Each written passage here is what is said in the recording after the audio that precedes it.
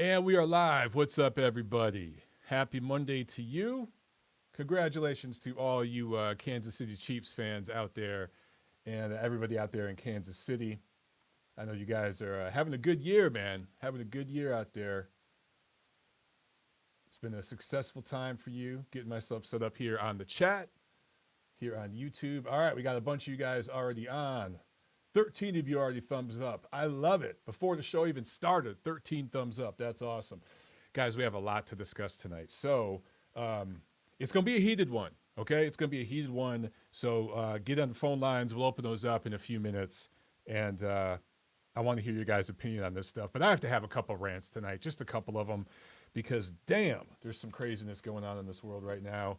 And it just needs to be addressed. And my peers just won't do it. I know a lot of people trying to keep their jobs intact and everything like that, but man, sometimes you just got to tell the damn truth. All right, we are right at 7 o'clock, so I'm going to go ahead and kick off the music and get the show started. Make sure you guys kill that like button right now.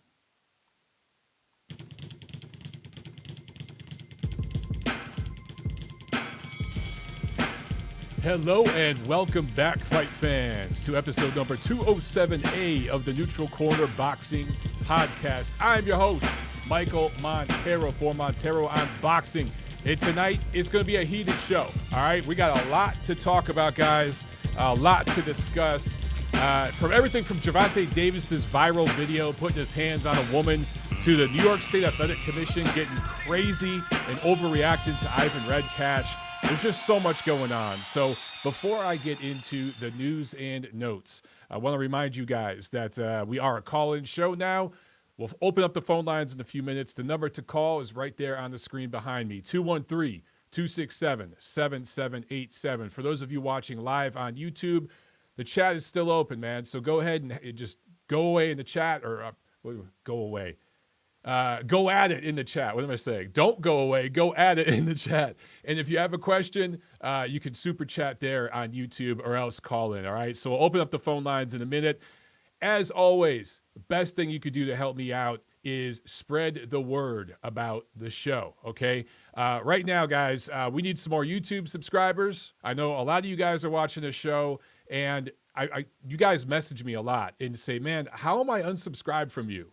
How are the notifications turned off? I didn't even get the damn notification. Oh, my God.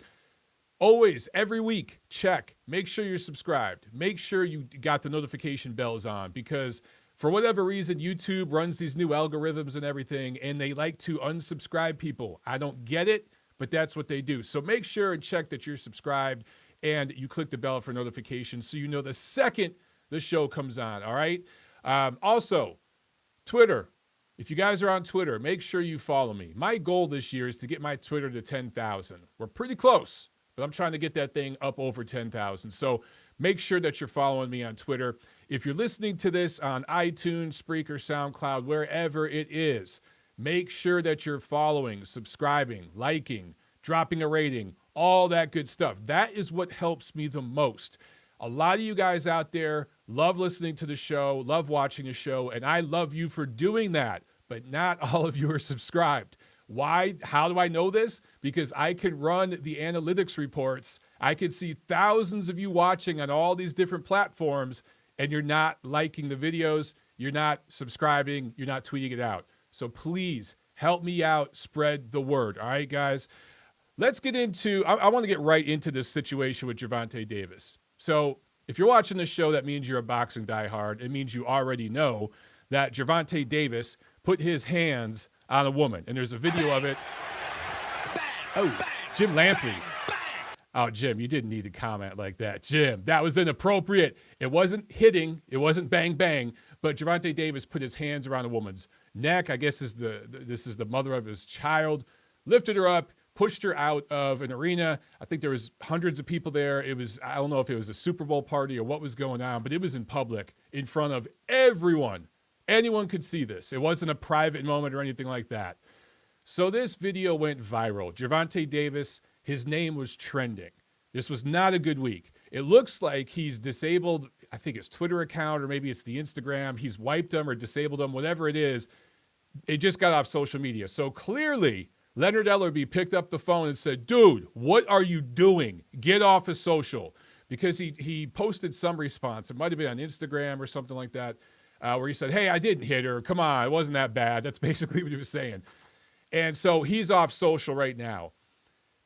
Would I like to hear a statement from Floyd Mayweather and Mayweather Promotions, Leonard Ellerbe, even Steven Espinoza and Showtime and all those guys that love to act woke and say certain things when it benefits them and get silent in situations like this? Would I love to hear a statement from them? Yes, I would. Do I expect it? No. So Gervonta Davis also has a history here, right? He's been arrested for assault before. There's a history there. He's been accused of assault multiple times, male and female. So this is a guy with a history. And then he's had issues in boxing as well, being unprofessional, not making weight for fights. Those things are not linked to the abuse situation. I'm just saying there's plenty of links in a chain here, okay? So I'm not surprised that this video trended and that Gervonta Davis's name trended. Now, what I have seen that sadly doesn't surprise me, but still disappoints me, is that there are people on social media defending this shit. Just outright defending it.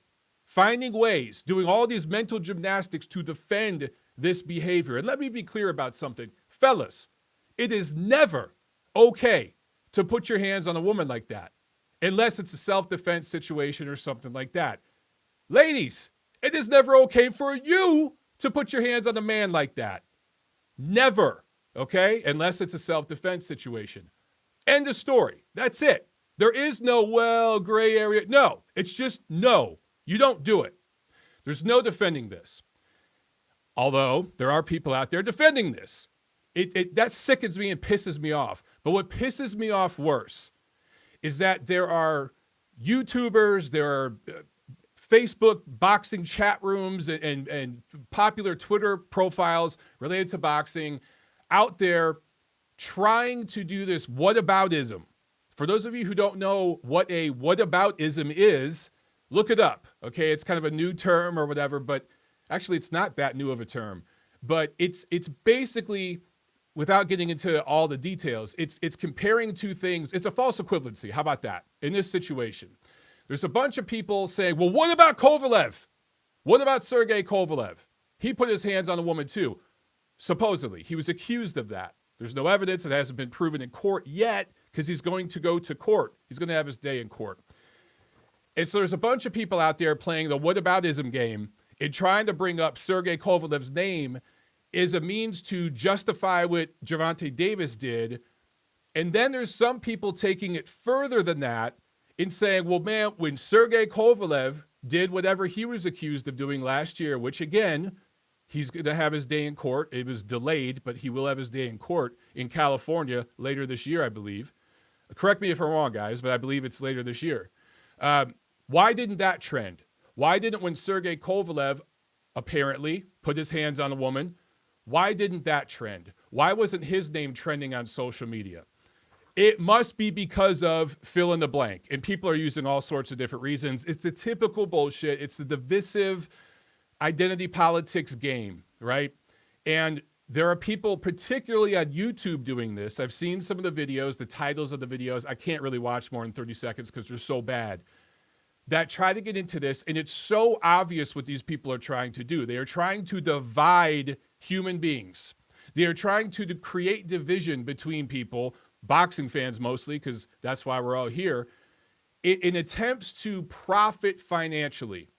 They're profiting off of gullible, sheep-like, ignorant people that want their confirmation bias fed. Now, there's a lot of things I see in boxing media that drive me nuts. Last week, for example, there were suddenly every boxing channel was making videos about Kobe Bryant. Every boxing podcast was dedicated to Kobe Bryant. Now, it's one thing if you want to give your quick thoughts, but there were some podcasts and some shows that were doing an entire episode about Kobe Bryant. Meanwhile, they're a boxing channel, making sure they put Kobe Bryant in their tags, in the title, in the description, because that helps them in the search engine, gets more clicks. And I checked on a few of them, and I saw that a few of them had record ratings that week. Funny how that shit works. I saw some people taking old videos they had with Kobe Bryant, old interviews, and reposting it and hashtagging tagging the hell out of it, monetizing it, of course, profiting off the death of somebody before he was even buried yet. Now, is that shit sleazy? Yeah. Does it happen all the time? What do I call it? Clickbait. Do I hate clickbait? Of course. But I think it's sleazy. I think it's unethical. It doesn't necessarily make the people that are doing it bad people. I just don't agree with their method, their style, and what they're doing. I wouldn't do it that way, okay? Doesn't necessarily make them bad people, though. But let me be clear about something. Let me make sure I'm looking right into the camera when I say this. If you're one of these people that routinely looks for wedge issues and tries to create false equivalencies and creates conspiracy theories, race baiting, gender baiting, whatever it is, purposely misleading gullible sheep-like people that need to have that confirmation bias fed for your financial gain, you are a bag of shit. You're a terrible person. You're what's wrong with society. You're what's wrong with the media right now. This is a microcosm of the entire media. The problem with all of media, not just sports, not just boxing. You are a problem. You are the problem. I don't think there's anything that's going to redeem you. You're a bag of shit, and I hope you die of syphilis and rot in hell. Could I make that any more clear? The reason why it's a false equivalency to compare Tank Davis's viral video this weekend to what happened with Sergey Kovalev is because there's no video of what happened with Sergey Kovalev. It's a person accusing him, a person with a very checkered past accusing him of something. There's no video. That's why it didn't go viral. There's nothing to go viral. You're comparing two things that don't compare. It's disingenuous. If you want to compare something that's similar, not the same, not the exact same, but similar to the Gervonta Davis situation, let's bring up Kubrat Pulev. Remember what happened with him last year? Kubrat Pulev. He has a one-on-one video, interview, I should say, with really a no-name in the industry. Nobody knew who this girl was before. She disappeared after. But he had an interview with this girl whom he had a history with. Members of his team had a history with. And some of that video and information came out subsequent to the whole fiasco. But during the interview, which wasn't in a big crowded place, it was in a small space where there weren't many people around, he, like an idiot, kissed her unprovoked with a camera right in front of him. It was a stupid move and a blunder by Kubrat Pulev. But guess what? The girl didn't even really say anything about it for almost a week, I believe. She didn't need to. The video went viral, not just on boxing Twitter, but internationally. It was covered by not only mainstream sports media publications, but mainstream media outlets that don't even cover sports. CNN picked it up. Fox picked it up. Dozens of languages around the world, dozens of countries around the world picked that story up to the point where the girl felt compelled, Gloria Allred felt compelled to contact her, and they filed a lawsuit that, of course, went nowhere. That story, which, let's be clear, what Kubrat Pulev did was stupid and unwarranted. It was an idiotic decision. But what he did was not as bad as what Gervonta Davis did. Both bad, but there are levels, okay? But that video went way more viral internationally, globally, than Gervonta Davis's video did. Why aren't these heroes defending Gervonta Davis, bringing up Sergey Kovalev? Why aren't they bringing up Kubrat Pulev? Why? Because it destroys their idiotic narrative.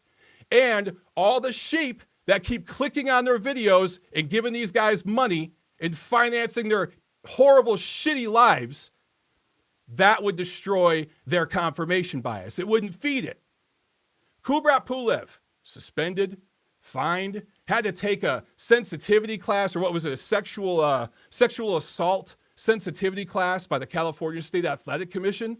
Has Gervonta Davis faced any of that? Any of it? The answer is no. There's been zero repercussions.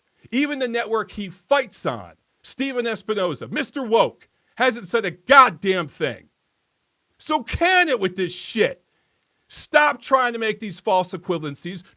Stop trying to say that there's some kind of conspiracy against certain demographics of fighters while other demographics of fighters are protected, when there is a case within the last 12 months of a guy who's every bit as Caucasian as Sergey Kovalev getting the riot act, getting it up the ass with no lube because there was a video of it. Stop with this bullshit. And to you guys watching me right now, I love you and support you for watching my channel. If you're subscribed to those channels and you're clicking on them, even if you're doing it to make fun of these guys, stop. You're part of the problem too, because you're supporting them. These people are a leech on boxing. They don't create boxing fans. They create fanagers. You want to know who creates the fanagers? It's not guys like me. It's guys like them. They create fans of promoters. They create fans of networks. I'm trying to turn casual boxing fans into diehard boxing fans. I'm the guy that helps drive this sport. I'm one of many. I'm not trying to say I'm the only one. I'm one of many, including people on watching right now, like Gail Falkenthal. I see her on the chat. We're the people who drive this sport. We are who service the diehard fans. We don't create fanagers here. It's those idiots that create this divisive material. Stop feeding them. Unsubscribe and ignore them. All right. That's it for that rant. Now, let's get to another one real quick. New York State Athletic Commission. Ivan Redkach, during the 8th round of his fight with Danny Garcia, bit him on the neck. Had absolutely no bearing on the fight. It was stupid. It was an idiotic move, and he should be punished for it because it was unprofessional. Bottom line. And Ivan Redkach is a guy with kind of a checkered history too. So I applaud the New York State Athletic Commission for taking some action here. But these guys suspended him for a year, fined him $10,000, and on top of that are trying to take his entire purse, $300,000. That is an overreaction, to put it mildly, especially coming from a commission that let Jarrell Big Baby Miller off the hook because technically, sorry guys, I'm losing my voice already. Technically, he wasn't licensed by them, okay? That is not cool. This commission is troubled. Thomas Hauser recently wrote a piece, 2-part piece, I think, talking about the New York Commission and all the issues they have. Guys, this is not cool. I'm not defending what Ivan Redkach did. You want to fine him 10 grand, that's fine. But suspending the dude for a year and trying to take his $300,000 purse when you let Jarrell Big Baby Miller off the hook, and it wasn't that long ago where you completely failed Magomed Abdusalamov, him and his family. There are many instances I could bring up that the New York Athletic Commission is completely butt-fucked. This is a big deal. And I think Ivan Redkach apparently has a chance to appeal this, and I hope that they come to their senses, because that's a gross overreaction. Super chat pledge from Pietro. What's up, brother? He says, Montero always speaks the truth, 100. I appreciate that, my man. Oh, Tiffany just brought me water. I need it. Thank you, baby. I see. That's why I'm with her, guys. Find you a good one like that. Oh, man. I needed that water. Oh, I'm so glad Tiffany heard me. I must have been yelling loud if she heard me. Guys, the studio is padded.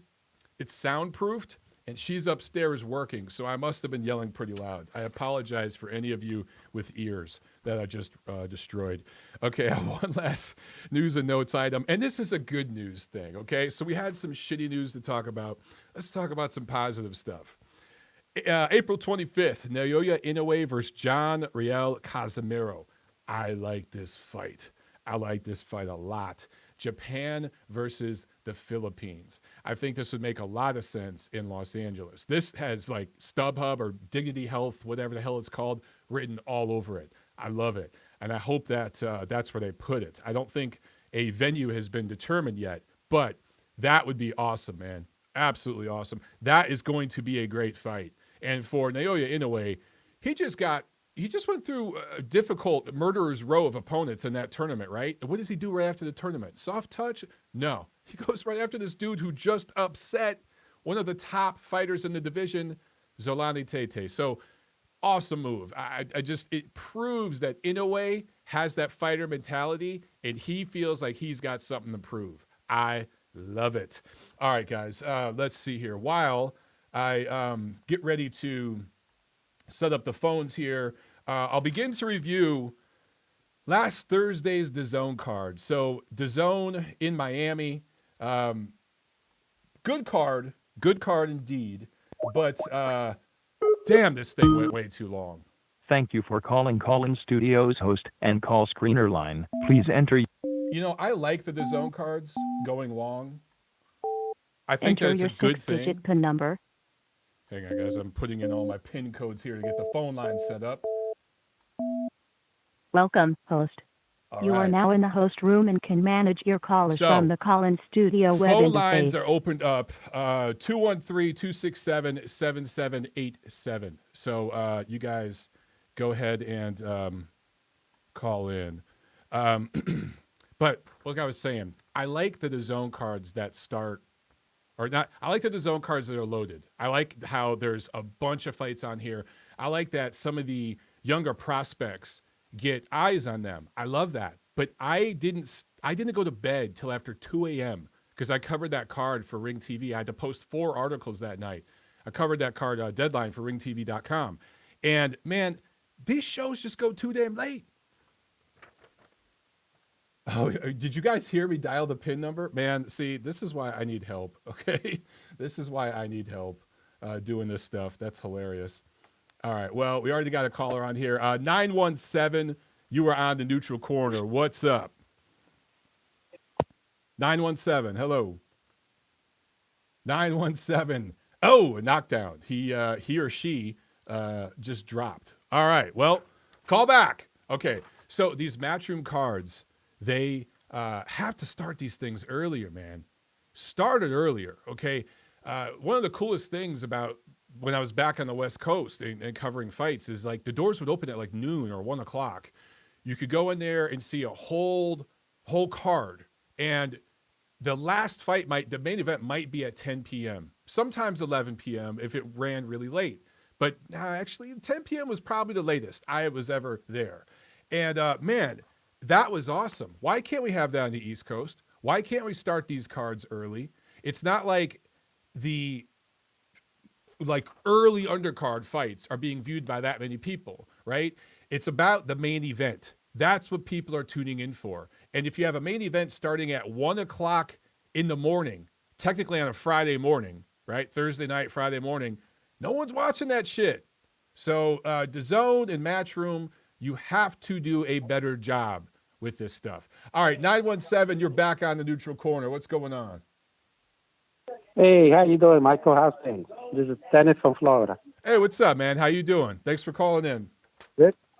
Yes, listen, you were just talking, it's ironic, because I was going to ask you about an Inoue question. I have 2 questions for you. And you just mentioned about that fight, him coming up.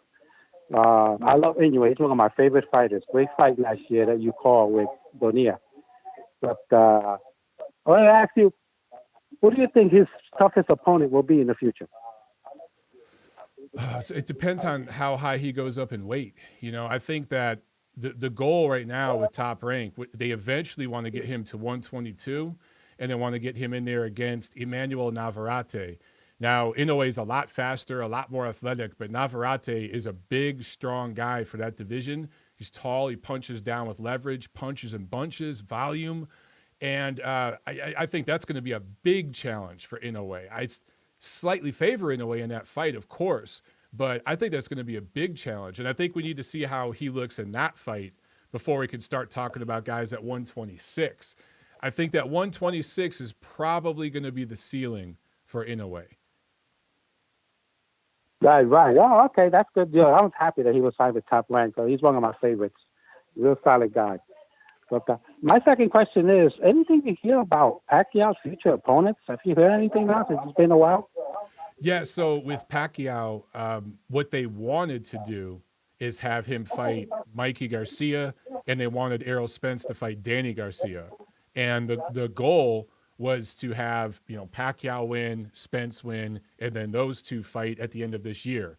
I was told that by several people related to not just Pacquiao's camp, but PBC executives told me that right to my face. And they said, yeah, you can share this. So that's the plan they wanted to do. Now, Errol Spence, of course, with that car accident, completely messed up that plan. And when that happened, Mikey Garcia kind of ran off to the DAZN and did this deal real quick. Now he's going to fight Jesse Vargas, right? Because he kind of saw, well, I'm going to be on the sidelines. So he kind of made a business move to go fight Jesse Vargas on the DAZN. So right now for Manny Pacquiao, there's a few different options. Look, they're seriously considering the Conor McGregor thing. I don't know how you feel about that, but they're seriously considering it. I don't know if it'll happen, but they are considering it. There's also Danny Garcia. I hope not. I agree with you, brother. I don't want to see that. I don't need to see that. No way. But I actually like to see Sean Porter with Pacquiao. I think that would be an exciting, fun fight to watch. Even though I give Pacquiao the edge, but that would be a fun fight to watch. I'm not too keen on Mikey Garcia at 147 yet. Yeah, Sean Porter might fight Terrence Crawford this year. That they're talking about that, and both sides are open to it. They're talking about it. So I think a bigger possibility could be Manny Pacquiao and Danny Garcia. There's a couple names that they're floating around, but if that fight ends up happening, if we get Manny Pacquiao versus Danny Garcia, and then we get Terrence Crawford versus Sean Porter, I love it. Those are two really good fights. Yes. And they'd be pay-per-view. Yeah, absolutely. Right. Exactly. But I hope that Terrence Crawford gets a good fight. So he's one of my favorites. And I always said these guys would step up and take this guy because at welterweight, because I love Terrence Crawford. He's a nasty, great fighter. And I like people to push him to the limit and make some great fights. And he's getting over that hump now. And I wish that he starts getting these fights. So he deserves it. He well deserves this fight. Even Manny Pacquiao, which I don't really see that. I don't think Manny wants anything to do with Crawford. That would be great in itself. But Crawford deserves it. I really do think he's in the league in that division, and it's a shame that he's just not mentioned enough. I completely agree with you. And what I find, it's funny, and I'll talk about this a little bit later in the show with Demetrius Andrade. A lot of people are saying that he's being ducked. But a lot of the same people talking about that, they're not talking about the fact that Terrence Crawford, who's far more proven and deserving of a big fight, he's being ducked at 147. So I'll talk about that a little bit later. But I got to get to some more calls, man. We got a bunch of people on. Yeah, but thanks a lot. I really appreciate you. I support you. Thank you. Thank you. Call in again, all right? Thank you. Bye-bye. Thank you. Bye. All right, guys. We got a couple more calls on. Before guys that are on hold here, just hang tight. I know you can hear me online, so just hang tight, and we'll get to these other calls in just a second. I want to talk real quickly, and of course, we'll review the whole DAZN card from Miami, but Demetrius Andrade, TKO 9, Luke Keeler. Obviously, look, you guys who follow me on Twitter, you saw what I thought about the fight. I mean, I was tired, and I wanted to finish my story so I could go to bed. That fight should have been over in a round or two. I get that Demetrius Andrade's not a power puncher, and everyone has different styles. Styles make fights. But even a guy who's not a power puncher, if you're an elite pound-for-pound level guy like Demetrius Andrade fans claim he is, you should get Luke Keeler out of there. I think he was a 45-1 favorite, Andrade was. It was something like that. You should get him out of there in 2 or 3 rounds tops. And he dropped him early, but he carried him to the 9th round, and it was a ref stoppage, mercy stoppage. So I want to talk quickly about the hate narrative on Demetrius Andrade, because this is another thing that's driving me crazy. And I promise, guys that are online, just hang on. I'll get to your calls in just a second, I promise. But let's just break down. And this is another one that I feel is coming down to these demographic lines where people keep bringing up Gennady Golovkin. They keep bringing up Gennady Golovkin and saying, well, he fought Steve Rolls, and now he's going to fight this Polish kid who's not very good, who's his mandatory. You can't diss Demetrius Andrade for fighting Luke Keeler when Gennady Golovkin's fighting those guys. Okay. Let me just say a few things. All right. Andrade has been a pro since 2008. That's 12 years. He has 29 professional fights. Triple G, by his 12-year mark, had 40 professional fights, including multiple top 10 and a couple top 5 middleweights. Also, they are at completely different stages of their career. And I'm not sitting here trying to be Mr. Protect Gennady Golovkin. I didn't like the Steve Rolls fight. Those of you who watch my show, you heard me say that was a tough sell. If Gennady Golovkin doesn't fight a top middleweight by the end of this year, I'll be the first guy to talk shit. Believe me. But Andrade and Golovkin are at two different stages of their career. Trying to compare who they're fighting right now is disingenuous. It's apples to oranges.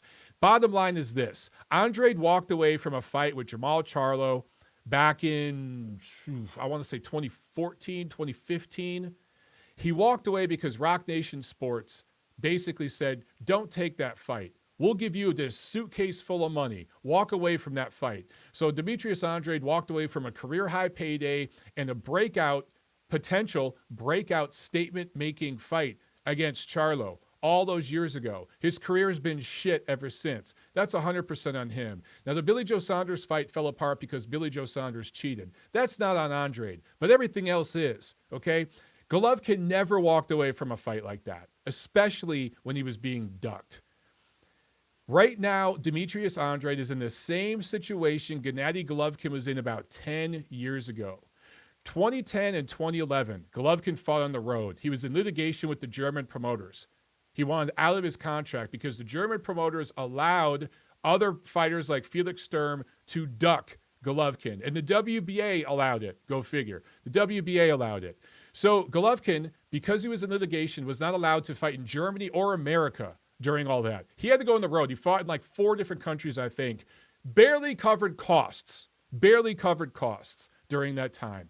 Signs with HBO in 2012. Fought 8 times within the span of 25 months. Was not getting 7 figures for those fights. Was getting 6-figure paydays. Often had to make financial concessions to the opponents to get them in the ring with him. Okay, he took short money. Meanwhile, he had a belt during this time. Now, I get it. It was the regular belt. The only reason he didn't have the WBA Super is because Felix Sturm ducked him. But he had a belt at this time, was making 6 figures, fought 8 guys in 25 months.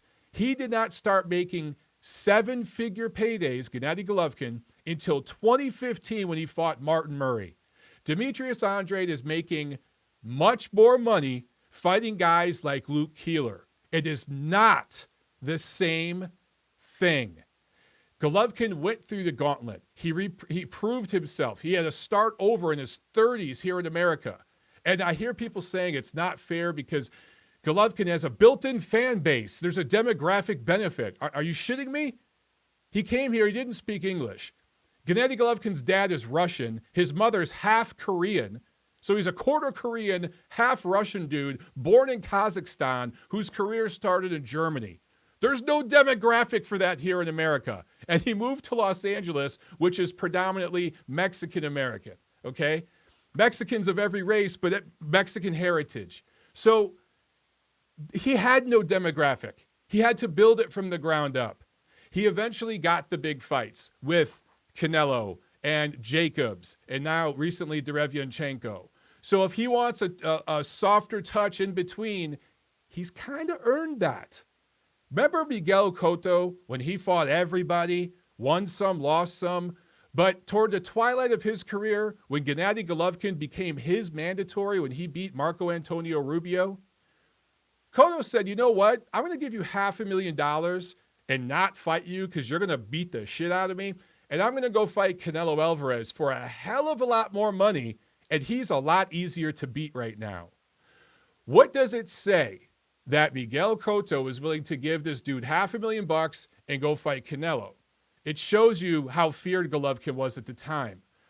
I don't think Andrade is quite that feared right now, but Andrade should be doing what Golovkin did in those years. Get busy. Maybe he's not going to knock everybody out in the 3rd or 4th round, but he should fight 8 times in 25 months. He should make financial concessions to get these guys in the ring. He should take short money if that's what it takes to get busy, get in the ring, and build a brand. That's what Golovkin did. And now Golovkin's in the position where Miguel Cotto was 5 years ago or whatever it was. And people kind of understood why Cotto would rather fight Canelo for a hell of a lot more money and not fight Golovkin at that time. People didn't really give Miguel Cotto that much shit. It should be the same thing for Golovkin right now. He's proven himself. He's at a different stage of his career. Andrade's in a stage of his career now where he should be building. One day he'll get there. If he's as good as all you guys say he is, he'll get there. And he'll be one of those guys that can dictate his own terms. He ain't right now. And there's a lot of delusion in your mind. I saw a super chat pledge from CJ Duncan. What's up, brother? He says, what's good, Montero? Tiff, appreciate the effort. We appreciate you, CJ. We appreciate you, my man. All right, let's get back to the calls here. I saw a couple of you guys drop. Just call back in, man. Sorry I had to go on a rant there about Andrade. All right, 626. You are on the neutral corner. What is up? What's up, Mike? What's up? It's Barrios. Barrios, what's up, my man? I thought that was you. I thought I recognized the number. What's going on, dude? How's it going, man? I'm heated tonight, man. I'm heated tonight. I know, man. USA. I know. I got these bright lights shining on my face, and I'm sitting there screaming, so my face is all red. Whew, I need some air conditioning in here, man. What's going on? What you got for the show, man? No, man. I just called in to say what's up, man. I don't really have a ton of questions. Just figured I'd call in and see how you guys are doing. I haven't caught the last couple of shows. I sleep during the day, so you've been crazy busy, man. You've been sleeping during the show. I love it. Yeah. Hey, you got to make that money. Yeah. What you think about Andre, man? That card. What you think about Andre, dude? So look, apparently Eddie Hearn offered Jamal Charlo $7 million. That'd be a career-high payday to fight Demetrius Andrade, and Charlo hasn't returned the call. Now, to me, that sounds like a duck because Charlo can't make $7 million with anybody else. Meanwhile, Canelo and Golovkin can make tons more money fighting other guys than Andrade. That's not necessarily a duck. Maybe it's an avoid, but not a duck. What do you feel about this, man? Well, it's just the same old thing. It's I guess the Mayweather mentality. You got to make all that money, right? Yeah. The lowest risk for the most amount of money, and these dudes cherish their O's. I don't know why. Like Danny Roman on that card had he now has 3 losses or something like that, and there you go, that dude. guy puts up great fights. Dude, that's such a great example, man. I mean, Daniel Roman, right? Everyone was saying, don't take this fight with Akhmadaliev. Don't take this fight. And he's like, nah, I'm the champion. I'm going to take this fight. I want to prove I'm the best. And it was a hell of a fight. It was the best fight of the year so far. And so what if he came up short? Did Danny Roman lose any respect in that loss? Hell no. He gained respect. His stock went up. So we need more Daniel Romans in the world, in my opinion. Yeah, I mean, that's the thing. These guys, there should be more guys like Danny Roman. I mean, there is a lot of guys, but they're not getting most of the exposure. They're not making the money, so people don't care. I mean, people these days, all they care about is who's making the most money, weird, where they're fighting, what networks. Like, it doesn't make any sense to me. I'm a boxing fan. I just want to see good fights. I don't care where they're fighting. I don't care who they're fighting for. It doesn't really matter. I'm the same way, man. That's why we get along. And guys, for those of you watching, Michael Barrios here on the line, he's been on board with the channel since the start, man. I remember we met at Salito Vargas, right? We had talked before, I think, online or whatever, but we met, I think, at that fight the first time, right? Was it Salito Vargas? Yeah. That was the fight, like the first fight after Ali died. Yeah, that's right. And they did that tribute for him and stuff there. Dude, what a night that was. And man. Then, honestly, that's probably as far as like live atmosphere and stuff like that, that's probably the best fight I've ever been to. It's up there for me, man. That was an amazing experience. Bro, tell Stella I said what's up, man, and call back again, bro. I gotta get to these other calls, man. Yeah, for sure, man. Yeah. Well, have a good time. Thanks for doing all the shows, and tell Tiff I said what's up. I will, brother. Have a good one, man. All right, man. All right. Later. All right, guys. We got several super chat pledges here I got to get to. Chris S. with the super chat pledge. Dude, thank you so much. He says, Great work, Mike. In all fairness, prize fighting. Cotto has a right to go for the biggest purse. Exactly. That's smart business, not ducking. Ducking is when the fighter avoids the bigger payday and taking an easier challenge for less. Chris S., that is exactly right. Right now, Golovkin, Canelo, they can make more money, not just with each other, but guys like Murata, several guys at 168. For Golovkin, he could do a rematch with Jacobs, right? There's several choices they have that bring them more money than Andre does, and not just the money, but also more recognition. Beating, let's say, Ryota Murata. Now, maybe he's not seen as good of a fighter by boxing diehards as Demetrius Andrade, but he's actually the more proven middleweight. If you look at who Murata's fought and beat at middleweight versus Andrade, Murata's actually more proven, and Murata is a much bigger star. So that would be a massive brand building type of thing for either Golovkin or Canelo. So they're not ducking Andrade. You think these dudes fought each other? They fought Daniel Jacobs. Golovkin recently fought Derevianchenko. Do you really think they're scared of Andrade, people? They're not. There's a difference between looking the other way, going in a different direction, avoiding whatever you want to call it, in flat-out ducking. To Chris S.'s point, Jamal Charlo turning down a career-high payday several times over. He's never made anywhere near $7 million to fight Demetrius Andrade when he has no other options. There's no one else for him to fight except, I guess, Eubank, and that's not going to bring him $7 million. But guess what's going to happen now? And this is why PBC messes things up a lot. They're not the only ones, but this is what they do. They're telling Charlo, don't take that $7 million. We'll pay you that $7 million. We'll send you over to the UK to fight Eubank. They're going to lose money on that fight. And that's just how this thing works. It happens over and over. Look at Deontay Wilder and the whole DAZN deal. It's how this thing works, guys. I'm telling you right now. Super chat pledge from Deed3440 says, Andre definitely needs to fight 3 times per year. Thank you so much, Deed, and agreed. He should be fighting. Look, he just fought. The last day of January? He could fight again in April. He could fight again in September. He could fight again in December. If he's fighting the Luke Keelers of the world, fight 4 times a year. If he's going to step up his opposition, okay. Then you need longer camps. You need to train and prepare more. Then maybe it's twice a year. But, dude, these things are not all created equal. If you're fighting Luke Keeler, get in there and fight 4 times a year. And we got a super chat pledge from another one from Pietro S. Thank you. I'm losing my voice tonight. He says Andrade is overrated. I tend to agree. He is very, very skilled, but he looks very sloppy at times. Very sloppy.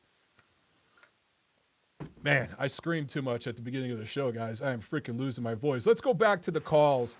702, you are on the Neutral Corner Boxing Podcast. What's going on? Montero, what's up? It's CJ, man. Well, CJ, what's up, man? How you doing? Are you I'm outside? getting my walk in. Oh, okay.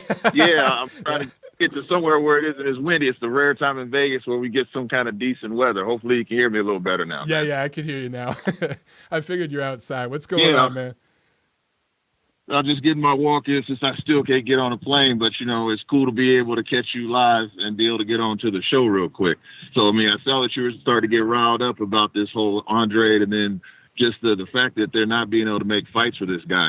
The point that I wanted to call in on was just what you were talking about with the Andrade getting offered with the Charlo money.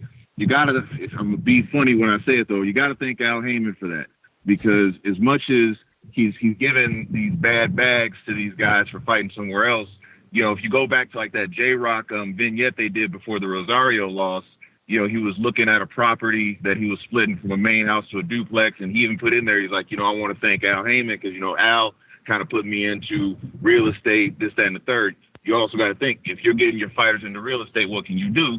You can move money. So even though DAZN and Eddie Hearn is willing to offer Charlo $7 million on paper, like you said, you can take the Dennis Hogan fight for $3.5 and then magically enough put some of that other into different properties and different vessels. And these guys really think that they don't want to fight multiple times a year or larger purses because they think the tax man is going to get more, which that's just ass backward thinking, but not all the fighters are the smartest ones in the game to begin with. True. And it makes for bad business because when they do want to actually be great, these advances in this side door money, that's what they hold over their neck when they want to actually go out and tell their promoter or quote their advisor, I don't want people in the media thinking that I'm ducking Andrade. I can beat Andrade. I want that fight. They hold that back over. And it makes it a tough situation. And the people that lose out the most are the fans. I agree, man. That's an outstanding point. You put it better than I ever could. You're just more articulate than me. But, it doesn't service the fan, okay? But for the fighter, it depends on what your goal is. Some fighters, that's all they really want to do. They want to make a little bit of money, set themselves up. And if that's their goal, then that's servicing them. That's a good business plan for them.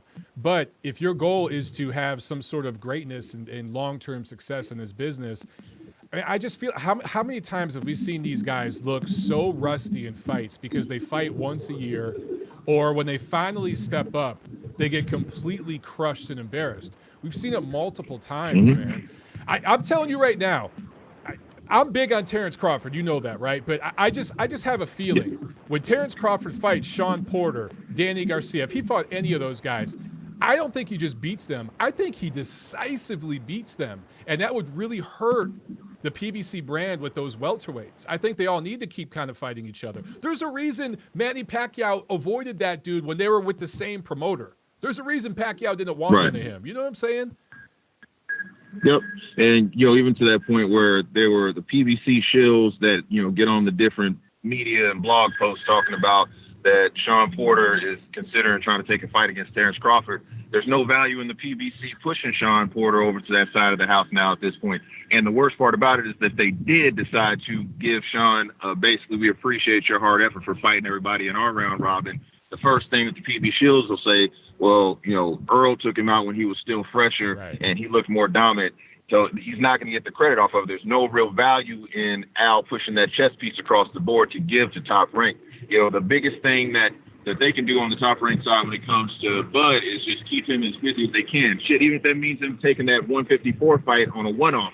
Canelo just got away with it and getting a bag of money from fighting his own way, doing it that way. So, just keep Terrence as much as you can in the limelight, and eventually these guys are going to want to jump ship, or one of them's going to end up cracking and finally talking about the money that they have been getting. And then that'll deal with a whole bit different part of legislative issues, because nobody still has answered that question, what happened to that $550 million from Waddell and Reed when the PBC first took off? Oh, shit.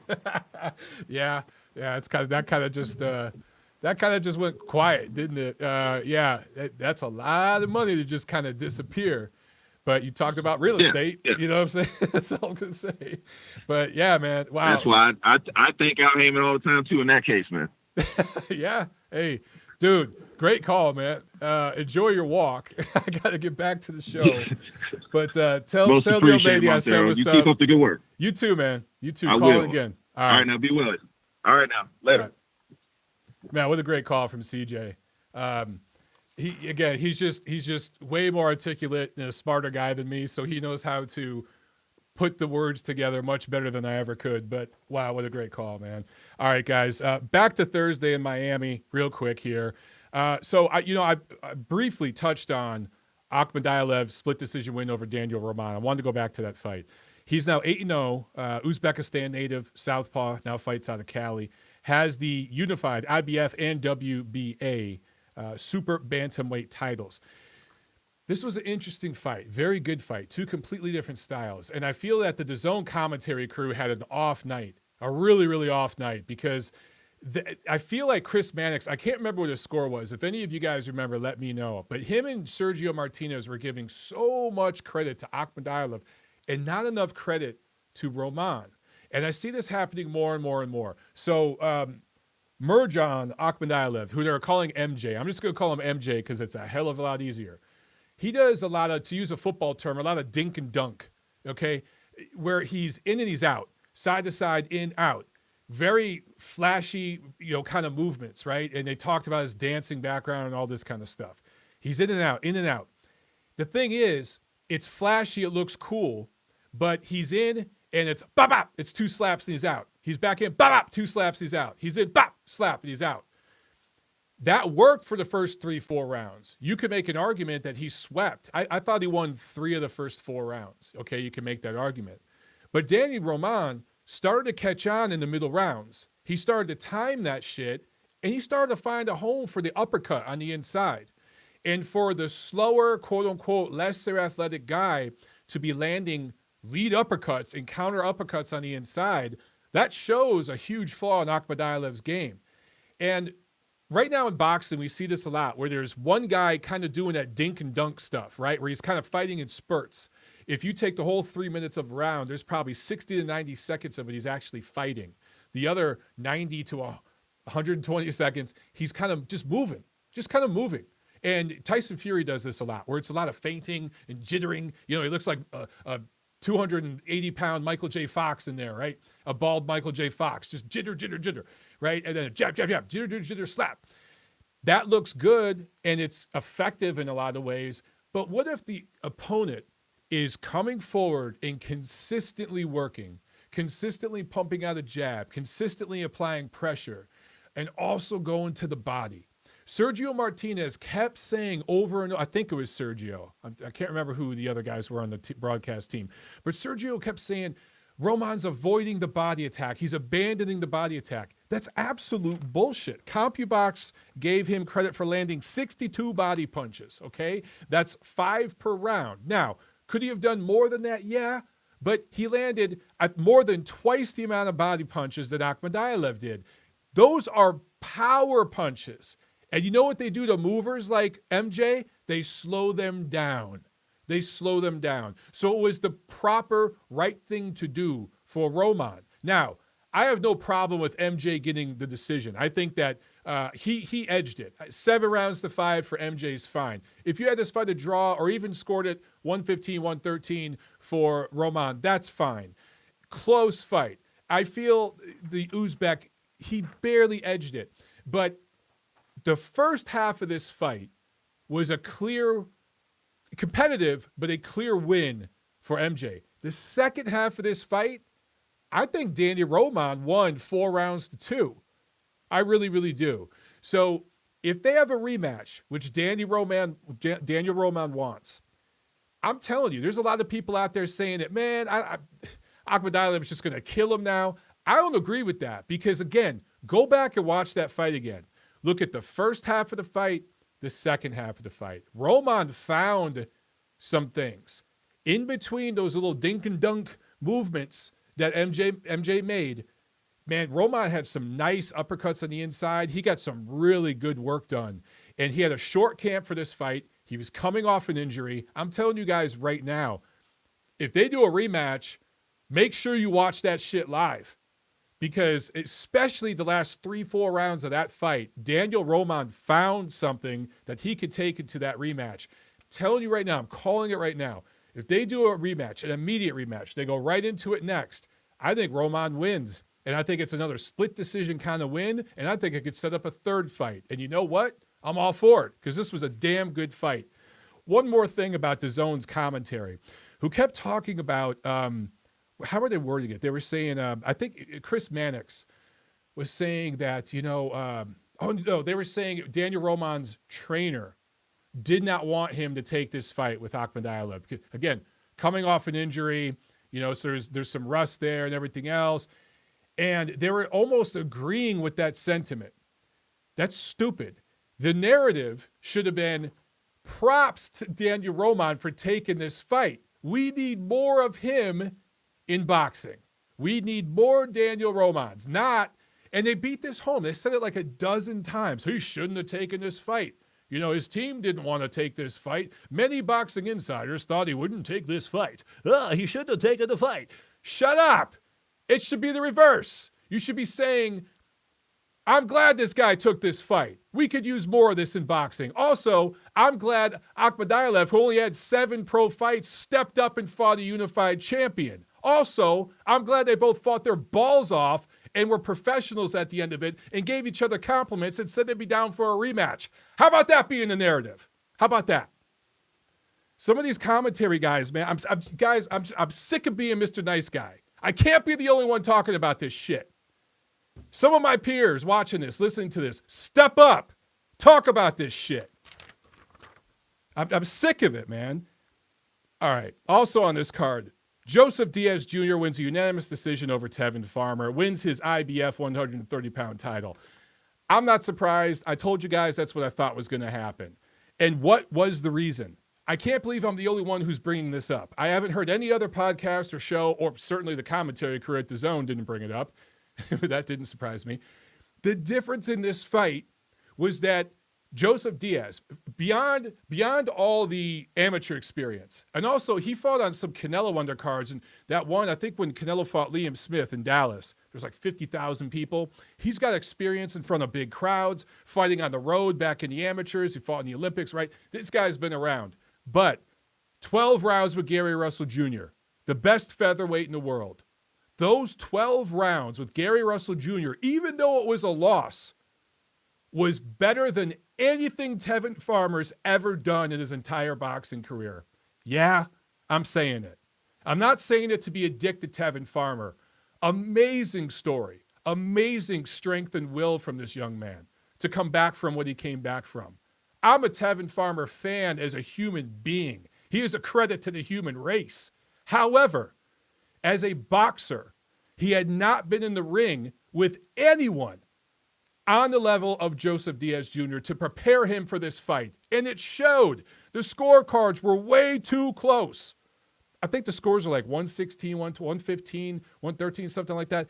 This was a 9 rounds to 3, 10 rounds to 2 kind of fight.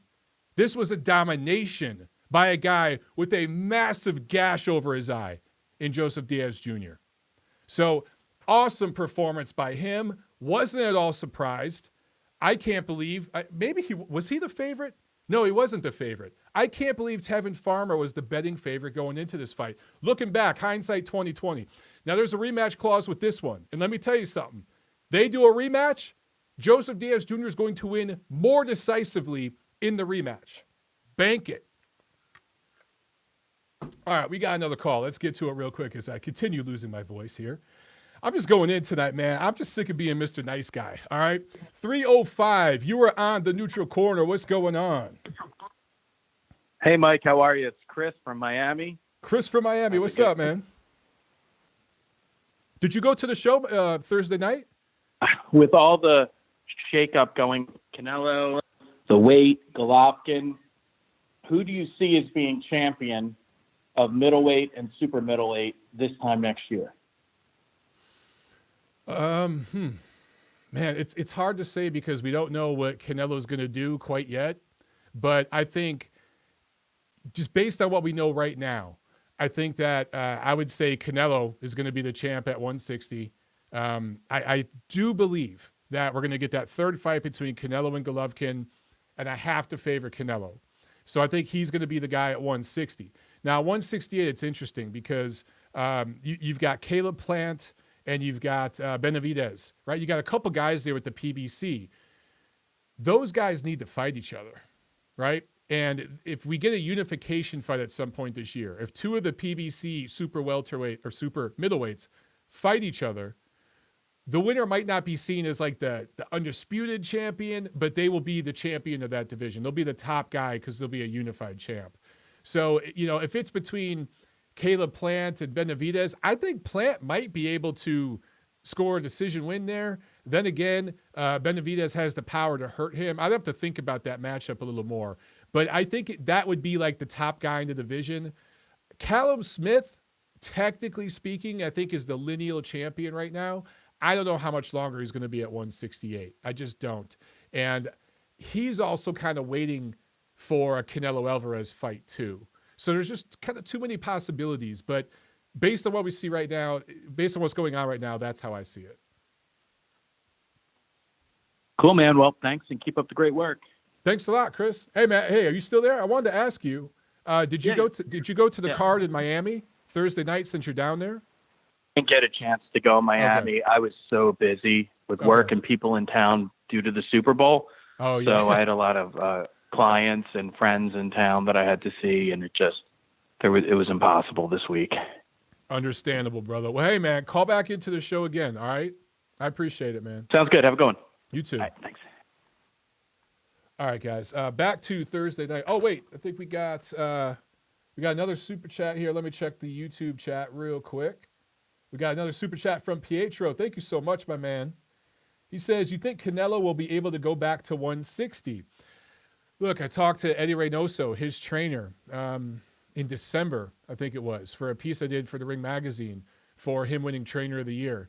And he told me straight up, he said, with a full camp and, full preparation, we can make 160 pounds. That's what they say. So I'm going to take him at his word. We shall see. I don't know if that's what's going to happen. I think that it's very possible Canelo and Golovkin, maybe they fight at like 162 or something. Who knows? But I hope if that third fight happens, it is at 160. That actually would help make it a little more competitive. If it's at 164 or 168, that benefits Canelo greatly. But they say they can make 160. I'm going to give them the benefit of the doubt and believe them. All right, also Thursday night, guys, Jake Paul, TKO 1 win over Anson Gibb, who should never box again, wants to fight KSI next. And KSI was there in the ring, and they had this little shit-talking thing that was perfectly timed at like 60 seconds. So you could take that and put it on Instagram. Did anyone else notice that? The little jibber jab they were doing back and forth in the ring was perfectly timed for TikTok and Instagram and all of them. I thought, these guys know what they're doing. They know what. Who the hell? Piglet Smith just asked, is Gibb the GOAT? You know what? Move over Julio Cesar Chavez Jr. Gibb is the official GOAT. He's the. All right. Seriously, though. I saw some boxing media people, bashing YouTuber fights, quote unquote. And you guys know how I feel about them. They're not going to ruin boxing. They're not going to save boxing. I don't think any of these fans watching these fights are going to become diehard boxing fans.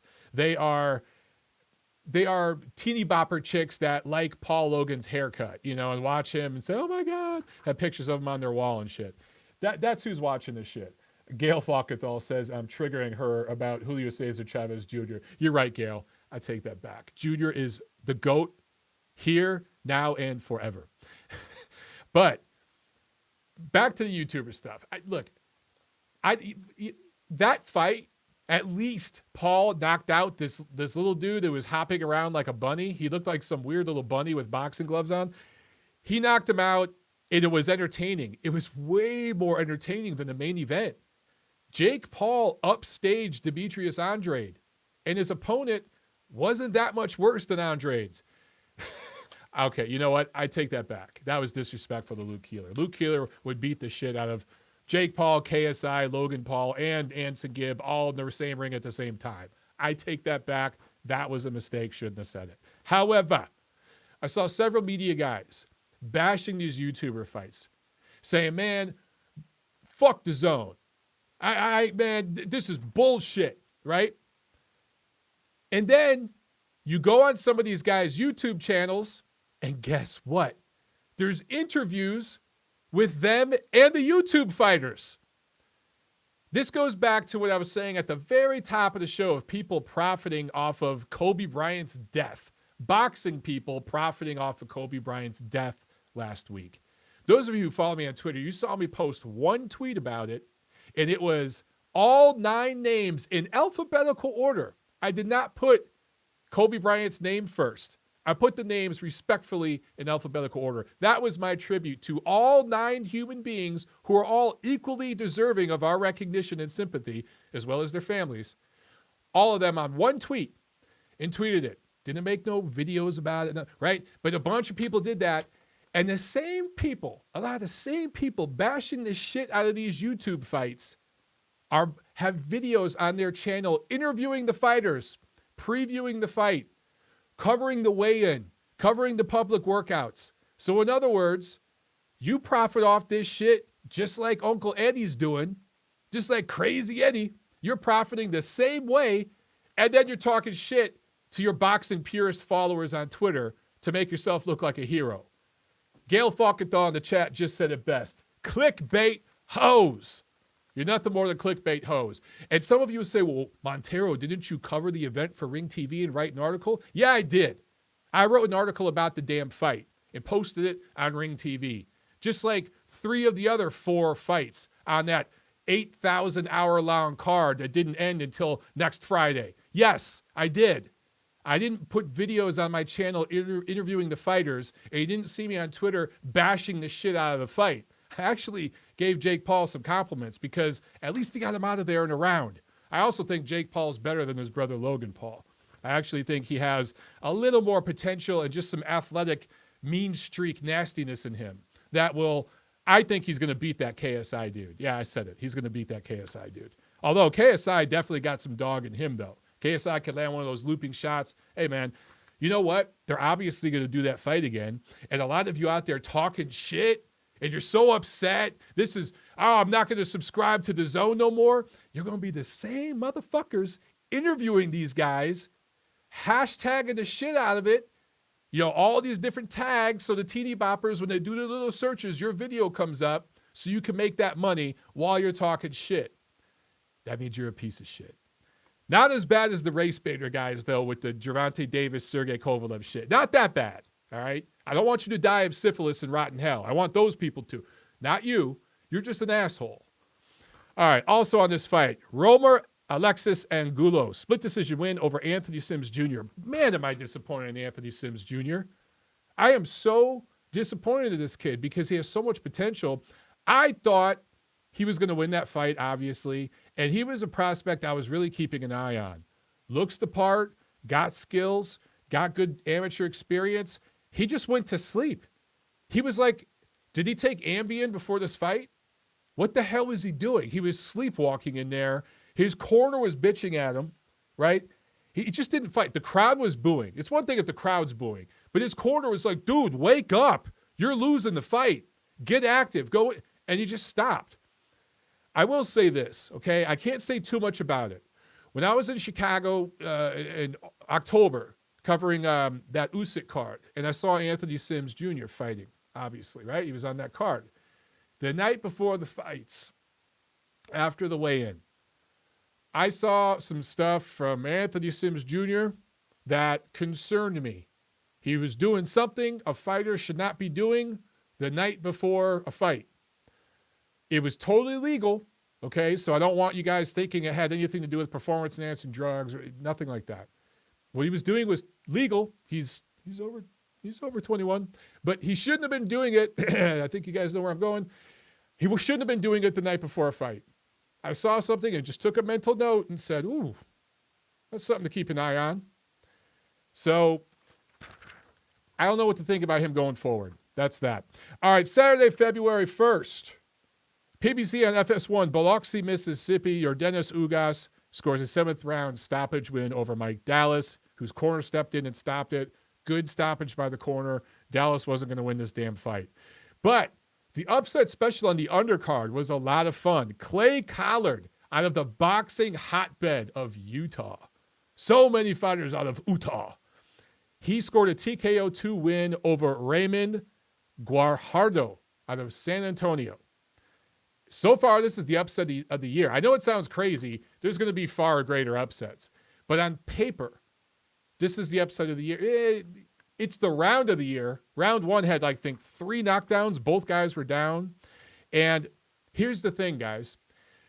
You look at this fight coming in, and again, we'll go to the divisive demographic stuff. You could tell who the opponent was.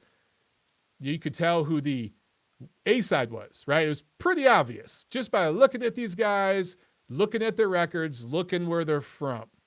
So this guy out of Utah who they brought in there, when you actually look at his record, his the combined record of his opponents coming into this fight was 59-3. Clay Collard's opponents, 59-3 coming into the ring Saturday night. The combined records of Guajardo's opponents, 9-8-3. So when you read between the lines right there, you can see why Clay Collard won. Now, Scott Brown in the chat just said, MMA fighters can box. A little bit, but I got to say, I saw some people on Twitter, including some people in the boxing media who love shitting on boxers and talking about how great MMA fighters are. I don't understand why you're doing that if you're in the boxing media. I see that a lot. I'm frustrated with something boxing does. I wish they'd take a page from UFC in certain regards. But I just see a lot of, I don't know. I saw some people tweeting stuff like, look at this, an MMA fighter whooped a boxer's ass. This is just like when Holly Holm killed Ronda Rousey. No. This is every bit the false equivalency as what I talked about at the front of the show with this domestic abuse stuff with Gervonta Davis, Sergey Kovalev, Marcus Brown, Kubrat Pulev. By the way, back to that stuff. When Kubrat Pulev was going through all that trouble, where were all these heroes saying, man, well what about Floyd Mayweather? What about Marcus Brown? They weren't saying that back then. I don't know why, but they just weren't. But this is a false equivalency. Again, look at their boxing records, and you can see that the opponents, the experience coming in, Clay Collard had a few losses, but it didn't matter. The guys he fought were 59-3. The guys Guajardo fought 5-0 as a fighter, but the guys he fought were 9-8-3. I see this all the time. Me and Lou DiBello were joking back and forth on Twitter like a month or so ago because there's this highly ranked heavyweight, and Lou was talking about how shitty this guy's opponents were. And I was going, man, I'd probably beat most of this guy's opponents. And he goes, fuck that, Mike. You'd beat this guy. And he was talking about a guy right now who's ranked in the top 10. I think it's the BA. But if you look at this dude's opponents, they're terrible. So, guys, you have to look beyond the O. You have to look beyond the undefeated, the O in the record. You have to look at what's behind that, the gray area, right? The fine print, the business behind the business, whatever you want to say, whatever cliche phrase I can come up with. That was 3 of them for you. You have to look at that because that's what tells you the story sometimes, not 5-0 versus, I think Collard was like, 8-2 or 6-2 or something. And then you see, oh, this guy's an MMA fighter part-time. He's from Utah. Look at him. He looks like a truck driver, right? He looks like he works at Meineke and flips tires for a living. That's what people were thinking on TV. Oh, this kid from Texas is going to light his ass up. And then what happens? People act surprised. Always look beyond the O. Look what's behind the O. All right, we're going to take one last call, and then we're going to go, guys, because we've been going long tonight. 6:04, you're on the neutral corner. Last call of the show. What's up? Hey, what's up, Mike? This is the Captain Hook from Canada. Oh, Captain Hook Chronicles on the line. What's up, my man? How you doing? So nice to speak with you. So first of all, sorry for my English if it's not good, guys. But so happy to speak with you. I have a question for you. What can be the future of Ugas? I'm really impressed by him, but knowing he's in the PBC roster, I cannot see him fighting a big name from PBC. What do you think? Yeah, Ugas, so with the PBC, it seems that they make decisions about which guys they're going to promote as their A-list fighters, their top fighters, and then which guys they're going to use as opponents. And it seems that a decision has been made that Ugas is going to be the opponent. And you see that starting to happen with Sean Porter right now. That happened with Jamel Herring when he was at PBC. He was actually fighting at 135, and he asked them, could I move down to 130? And they said, no, we want you to fight our other guys at 135. They were using him to build up guys at 135. He left and went with Top Rank. They dropped him down to 130. Now he's a world champion. I actually think Ugas would do better with somebody like Top Rank. Of course, he get a fight with Bud Crawford right away. But what's going to happen with him at PBC is he's going to kind of be recycled, man. He's going to fight, and I like Ugas. I like him a lot. I think it's very possible he beat Sean Porter when they fought last year. That was a close fight. But does he get a rematch with Sean Porter? I don't know. Sean Porter might fight Terrence Crawford. Maybe he gets a rematch with him.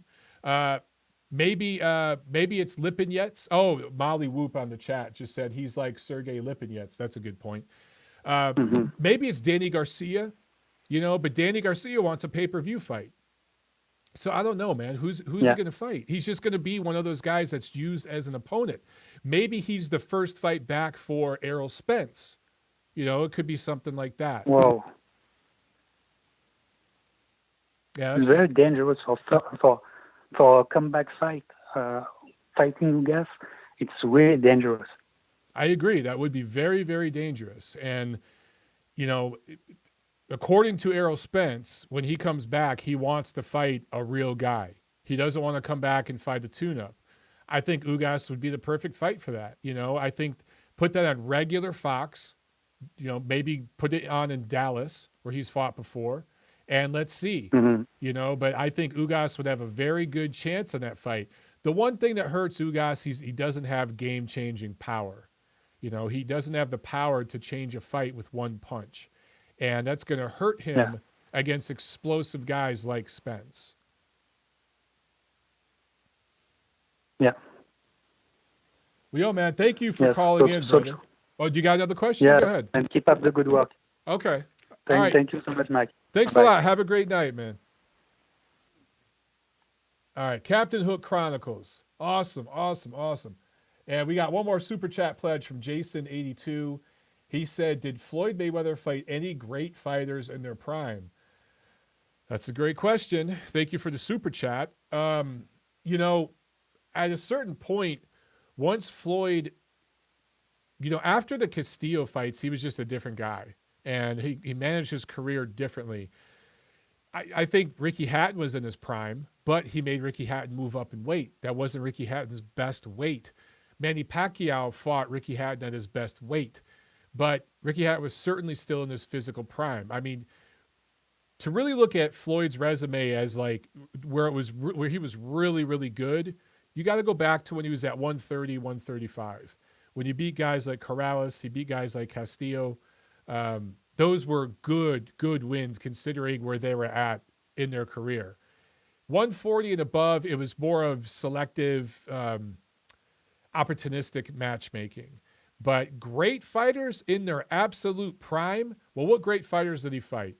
Shane Mosley, not in his prime. Oscar De La Hoya, not in his prime.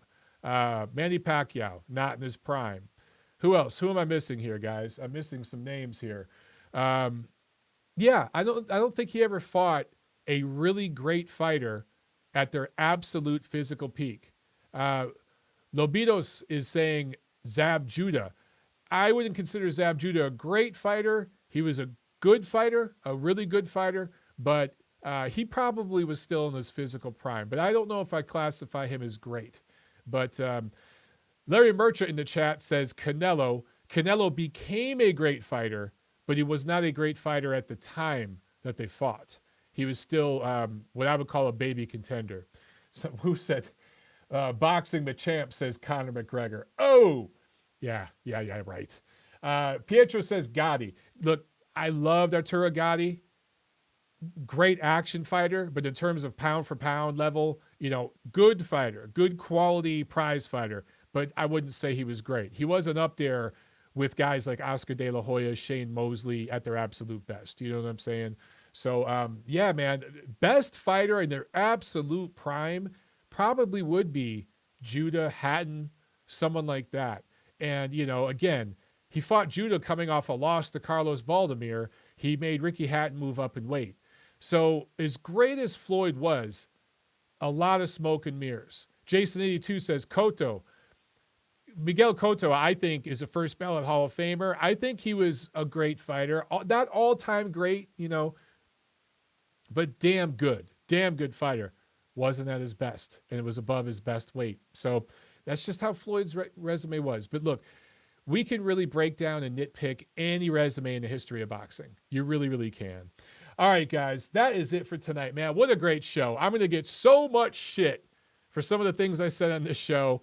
I'm going to need you guys to make sure that you're subscribed and following me and spread the word about the show, all right? We'll do it again Thursday night. I'm going to try to get my voice back and call in Thursday, guys. Awesome show, all right? I'll see you at the fights.